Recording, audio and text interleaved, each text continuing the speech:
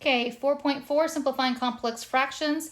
Remember, complex fractions, think of treating them as individual fractions. We can do 1 over s plus 10 over 3, and then 1 over s plus 2 over 7.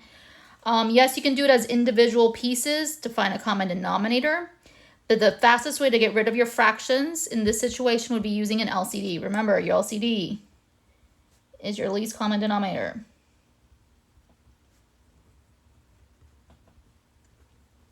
So in order to find our LCD in this problem, we're going to circle our denominator values of each of our fractions. We have an s, a 3, an s, and a 7. So s, 3, and 7. Remember, LCD, you need one of every type highest exponent. So we have an s to the first power, an s to the first power. We have a 3 to the first power, a 7 to the first power. So I need an s, a 3, and a 7. And if you multiply them all together, your LCD is 21s. So that's what we're going to use to get rid of our fractions. This is what we're going to use as outside of the brackets. So 21s, 1 over s plus 21s, 10 over 3, fraction line, 21s, 1 over s, plus 21s, 2 over 7. Once you have your setup, cancel out what they have in common. So in this instance, the s's cancel out, and 3 goes into 21 7 times. Here, the s's cancel out, and 7 goes into 21 3 times. So I'm not multiplying, I'm just bringing down our pieces that are left over. We have a 21 left over and then a 1 in the bracket. We have a 7 that joined the s and then a 10 in the parentheses.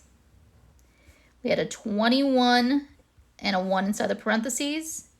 We have a 3s and a 2 in the parentheses. Multiply your pieces, so you're left with 21 plus 70s over 21 plus 6s. Then look at your factors. 21 and 70 are factors of 7.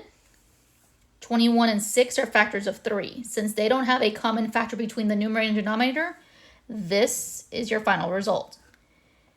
Next example. We have -4 minus 2 over p, 7 minus 6 over p. Since we have whole numbers here, first make them in proper fractions by making them over 1. So I'm making them in proper fractions, I'm putting them over 1. Now we can circle our denominators. We have a 1, a p, a 1, and a p. And again, we're going to use our LCD. In this instance, 1p, 1, and p. P being the only variable we have, that is your LCD. Again, set up your problem with p on the outside. P, -4 over 1 minus p, 2 over p. Fraction line, p times 7 over 1 minus p times 6 over p. Cancel out your like terms. Nothing cancels out in this one, but your p's cancel out in the second part. Nothing cancel. Nothing cancels out in this first one down here, but your p's cancel out in the second part. So we have a p times -4. There's a minus sign that we see right here, and then I'm leaving 2 in parentheses. Fraction line, we have p times a 7. There's again a minus sign, and I'm going to put 6 in parentheses. Do your math. So we have -4p minus 2, 7p minus 6. 4 and 2 are factors of 2. 7 and 6 have no common factor. So this would be your end result. Next example. In this problem, it says 5 over x plus 1 divided by 2. Again, make these improper fractions so we can see what we have for our LCD. We have an x, a 1, and a 1. So in this instance, our LCD is the variable x. Again, that's what we're going to use on the outside. So we have x, 5 over x, plus x times a 1 over 1, x times your 2 over 1. So in the first fraction, the x's cancel out, but nothing in the second one and nothing cancels on the third one. So what's left over, we have a 5 plus x times a 1. The reason I did this is the reason I did the 1 is in case that happened to be a number greater than 1. Like say 2, 5, 15, 100, and you'd have to multiply. Again, 2 times the x now here, and then finalize your problem. So we have x plus 5, I did the variable first, over 2x, and then that would be your end result. Next example. So it says 10 over 3 minus x divided by 5 over 8 plus x. Again, make them improper fractions. So you can circle your denominators. We have a 3, a 1, an 8, and a 1. So we have a 3, a 1, an 8, and a 1. That only gives you 24 if I multiply all my terms together, because 3 cannot go into 8 and 8 can't go into 3, but their common factor is 24. So 24 is what's on the outside of each of your fractions.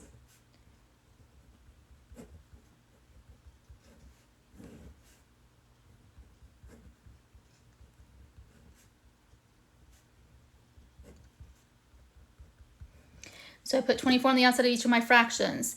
We are going to cancel out what they have in common. Well, 3 reduces the 24. It doesn't cancel out the 24. 3 goes into 24 8 times. Nothing cancels in the second part. 8 doesn't cancel the 24. 8 goes into 24 3 times. Notice that 8 and 3, they have nothing in common, so we know that we're not going to reduce this after we're done. So we're just going to do our multiplication. I have 8 times a 10 minus 24 times an x.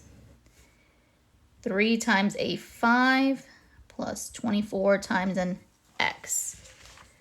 When we do our math here, we end up with 80 minus 24x over 15 plus 24x. Remember, 80 and 24, they're factors of 8. 15 and 24, they're factors of the number 3. So we don't have anything that can reduce.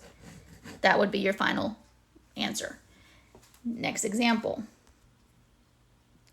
Okay, so it says 1 over s plus 8, all divided by 1 plus 1 over s plus 8. Again, remember, make it an improper fraction. When I look here and I circle my denominators, s plus 8 is the LCD in here. S plus 8 is joined by an addition symbol. If you have a denominator that has 2 terms, that is an entire entity. So your LCD in this instance is going to be s plus 8, not just s and 8 and say 8s. It is s plus 8. That is what's going to be on the outside of each of your fractions. So s plus 8, 1 over s plus 8. S plus 8, 1 over 1, plus s plus 8, 1 over s plus 8. Okay, when we look at our terms to cancel out, here s plus 8 and s plus 8 cancels out, but it left you with a value of 1 in the numerator line. So we have a 1 on top. Nothing cancels out here, but here s plus 8 and s plus 8 cancels out. So I see s plus 8 times 1 plus a 1 that was left over. Finalize your math. So we had a 1 in the numerator line.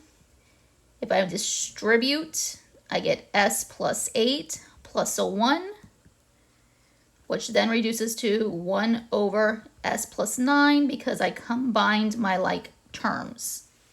Next example. Okay, on this one again, make it improper fraction, because if you do not see a fraction and fraction straight through, make sure that anything that's whole number becomes an improper fraction. Again, circle your denominators. And again, I notice that it's c minus 2, and then a 1 and a 1. So your LCD in this instance is going to be the c minus 2. That's what we're going to use on the outside of each of our fraction pieces. So c minus 2, 1 over 1, plus c minus 2, 2 over c minus 2, divided by c minus 2, 1 over 1 again, minus c minus 2, 2 over c minus 2. When we cancel the like terms, nothing cancels out on the first one, but the c minus 2 cancels out on the second part. When we go to the denominator line, nothing cancels out in the first part, but again, c minus 2 cancels out in the second part. Bring down what's left over. So I'm going to write c minus 2 times a 1 in case this one value happened to be a 2, a 5, a 15. There's a plus sign in between it. And then I'm going to put a 2 in parentheses.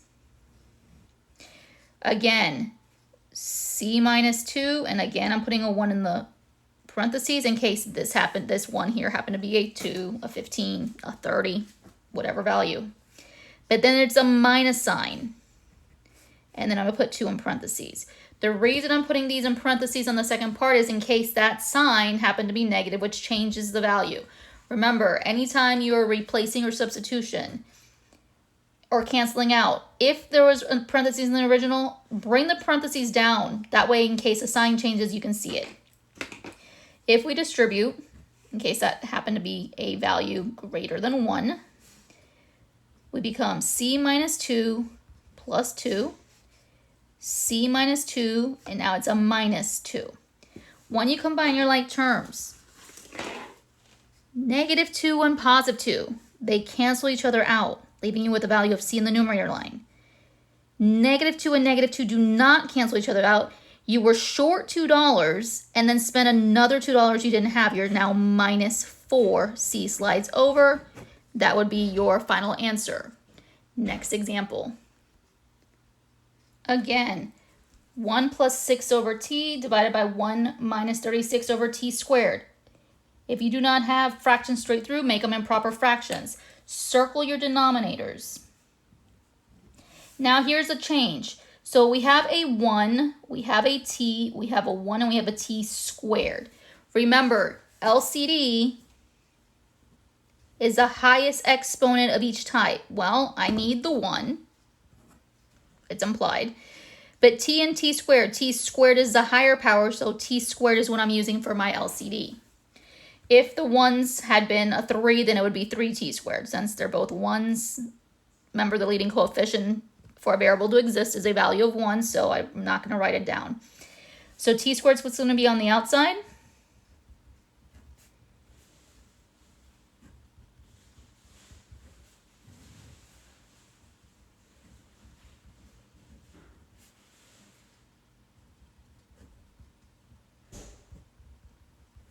Okay, so at this point, make sure you cancel out your terms. T squared does not cancel out with anything in the first one. But in the second one, you had 2 t's here. Remember, this is t and t. A pair cancels out. Nothing cancels out here, and the t squares cancel out. So we have t squared times a 1 plus t times a 6. T squared times a 1 minus a 36.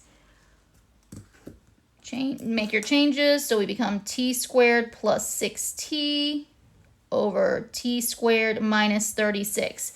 Now at this point, notice that they both share a t in the top line. Factor out the t.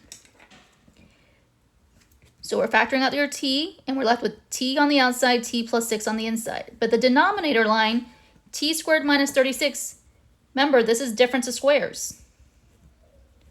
So that breaks down into t plus 6, t minus 6. If you cancel out your like terms, that results in t in the numerator by itself and then t minus 6 in the denominator. Next example. So it says 2x plus 4 over 2 over x squared plus 1 over x. Notice that the top line has whole numbers and the bottom line has fractions. So first thing I'm going to do is I'm going to rewrite this so that this becomes a fraction as well. So we're going to rewrite it as 2x plus 4 over 1, 2 over x squared plus 1 over x. The reason I did that is so we can find our LCD. And we have a 1, an x squared, and an x. So in this instance, our LCD, a 1, an x squared, and x. X squared is the highest exponent, so x squared is what I'm using. We have x squared times 2x plus 4 over x squared times 2 over x squared plus x squared times 1 over x. Nothing's going to cancel out in the top line. X squareds cancel out here, and our x is reduced by 1 to become an x here. So we see we get x squared times 2x plus 4. We have a 2 plus x times a 1. So if we distribute, we have 2x cubed plus 4x squared. 2 plus x. Just rewrite these in decreasing power. So we become 2x cubed plus 4x squared, all divided by x plus 2 as your final result. Next example. Okay, and this one again, we're going to rewrite it first. So we have fractions for the numerator portion and the denominator portion. So we have 6 plus 3x, actually 6 plus 3x over 1 divided by 2 over x squared, 1 over x. Circle your denominators, we have a 1, an x squared, and an x. Again, your LCD in this instance is going to be x squared. Again, use your multiplication to set up your pieces. So we have x squared, 6 plus 3x over 1, x squared times 2 over x squared, plus x squared times 1 over x. Again, nothing cancels out of the numerator line. X squares cancel out in the denominator here on the left and reduced by a value of 1 on the right. You're left with x squared times 6 plus 3x divided by 2 plus x times a 1. Again, do your multiplication. Distributive property gives you 6x squared plus 3x cubed, 2 plus x, and then reword this and reorder it so that you have decreasing exponents. So we see 3x cubed plus 6x squared divided by x plus 2. That's your final answer. Last example. Okay, in this one it says 5 over x minus 1 minus 1 over x plus 1, all divided by x over x minus 1 plus 1 over x plus 1. If you circle your denominators, x minus 1, x plus 1, x minus 1, x plus 1. For this instance, our LCD is x plus 1, x minus 1.